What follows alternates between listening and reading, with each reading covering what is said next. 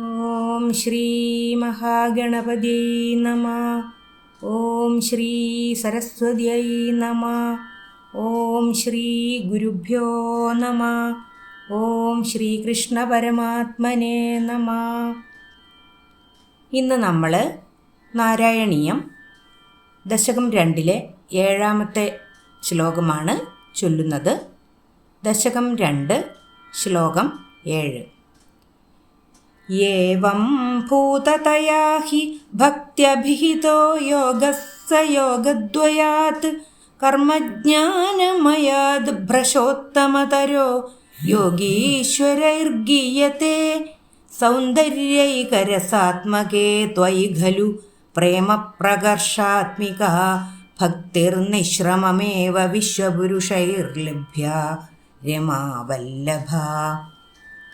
ഈ ശ്ലോകത്തിൽ പറയുന്നത് ഭഗവത്ഗീതയിൽ മോക്ഷം ലഭിക്കാനായി 3 യോഗമാർഗങ്ങളാണ് പറഞ്ഞിട്ടുള്ളത്. ജ്ഞാനയോഗം, കർമ്മയോഗം, ഭക്തിയോഗം എന്നിവയാണ് ഈ 3 യോഗങ്ങൾ.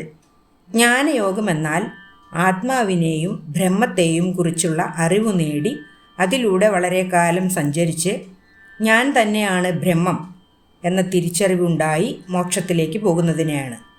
കർമ്മയോഗം എന്നാൽ ഫലത്തെക്കുറിച്ച് ആഗ്രഹിക്കാതെ എല്ലാം ഭഗവത് അർപ്പണമായി സൽക്കർമ്മങ്ങൾ അനുഷ്ഠിച്ച് നിഷ്കാമകർമ്മം ചെയ്ത് ഭഗവാനിലേക്ക് ലയിച്ച് മോക്ഷം നേടുന്നതിനെയാണ്.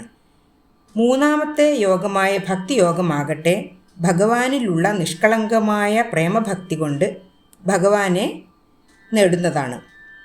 ഈ ആദ്യം പറഞ്ഞ 2 യോഗങ്ങളിൽ കർമ്മയോഗം, ജ്ഞാനയോഗം എന്നിവ അനുഷ്ഠിക്കുവാൻ വളരെയധികം ബുദ്ധിമുട്ടാണ്.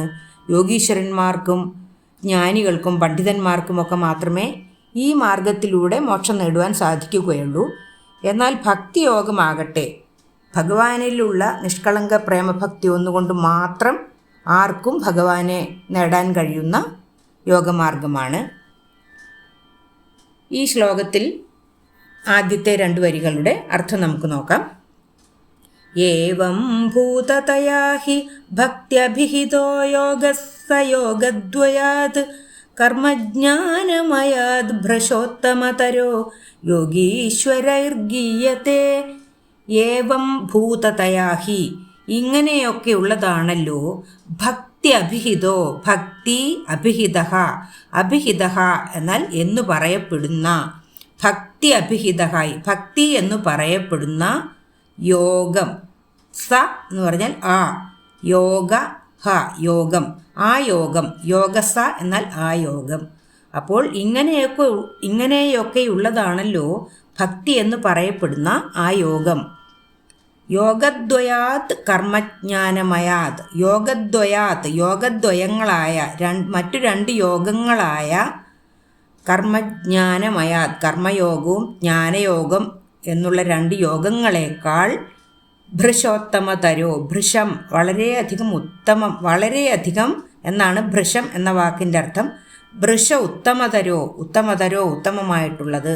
അപ്പോൾ ഭൃശോത്തമതരോ എന്നാൽ വളരെയധികം ഉത്തമമായിട്ടുള്ളത് എന്ന് യോഗീശ്വരൈർ ഗീയതേ, യോഗീശ്വരന്മാരാൽ ഗീയതേ പാടി നടക്കപ്പെടുന്നുവല്ലോ. അതായത് ഇങ്ങനെയൊക്കെയുള്ളതായ ഈ ഭക്തി എന്ന് പറയപ്പെടുന്ന ആ യോഗം മറ്റു 2 യോഗങ്ങളായ കർമ്മയോഗത്തെക്കാളും ജ്ഞാനയോഗത്തെക്കാളും വളരെയധികം ഉത്തമമായിട്ടുള്ളതാണെന്ന് യോഗീശ്വരന്മാർ പാടി നടക്കുന്നുവല്ലോ. യോഗീശ്വരൈർ ഗീയതേ. ഇനി അടുത്ത 2 വരികളുടെ അർത്ഥം നോക്കാം. സൗന്ദര്യൈകരസാത്മകേ ത്വയി ഖലു പ്രേമപ്രകർഷാത്മിക ഭക്തിർനിശ്രമമേവ വിശ്വപുരുഷൈർലഭ്യ രമാവല്ലഭ. സൗന്ദര്യൈകരസാത്മകേ, സൗന്ദര്യം ഏക രസാത്മകേ, സൗന്ദര്യം എന്ന ഏക ഒരേ ഒരു രസാത്മകേ രസം കൊണ്ട് ഉള്ള ത്വയി ഖലു അങ്ങയിൽ, സൗന്ദര്യമെന്ന ഒരേ ഒരു രസം കൊണ്ടുണ്ടായിട്ടുള്ള അങ്ങയിൽ പ്രേമപ്രകർഷാത്മിക ഉത്കൃഷ്ടമായ പ്രേമഭക്തി നിറഞ്ഞു നിൽക്കുന്ന, പ്രേമപ്രകർഷാത്മിക ഉത്കൃഷ്ടമായ പ്രേമഭക്തി നിറഞ്ഞു നിൽക്കുന്ന ഭക്തിർ ആ നിഷ്കളങ്ക ഭക്തി നിശ്രമമേവ, നിശ്രമം യാതൊരു ശ്രമവും കൂടാതെ, ഏവ തന്നെ, നിശ്രമമേവ യാതൊരു ശ്രമവും കൂടാതെ തന്നെ, വിശ്വപുരുഷൈർ ലഭ്യ രമാവല്ലഭ, വിശ്വപുരുഷൈർ വിശ്വപുരുഷനായ അങ്ങയെ ലഭ്യ ലഭിക്കുന്നു, രമാവല്ലഭ ഭഗവാനെ.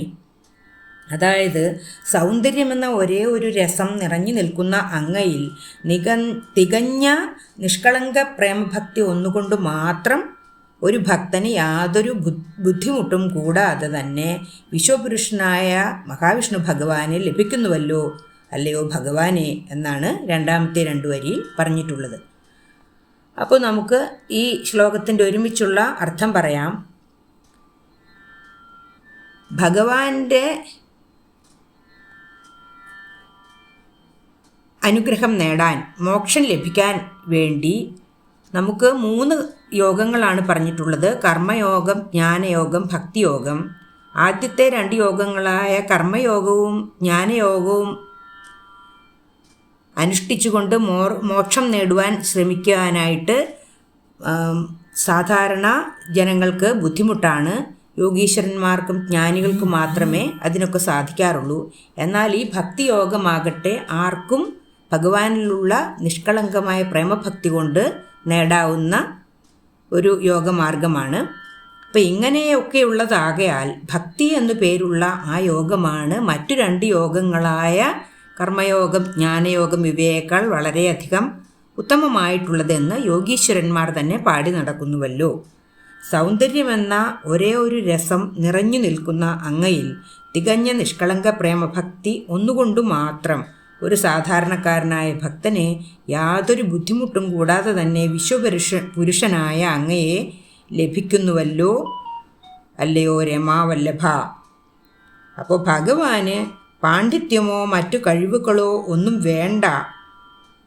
ഒരു ഭക്തൻ്റെ നിഷ്കളങ്ക പ്രേമഭക്തി മാത്രമേ ഭഗവാന് ആവശ്യമുള്ളൂ. ഭഗവാന്റെ അനുഗ്രഹം ലഭിക്കുവാനായി നിഷ്കളങ്ക പ്രേമഭക്തി മാത്രമേ ആവശ്യമുള്ളൂ എന്നാണ് ഈ ശ്ലോകത്തിലൂടെ മേൽപ്പത്തൂർ പറയുന്നത്.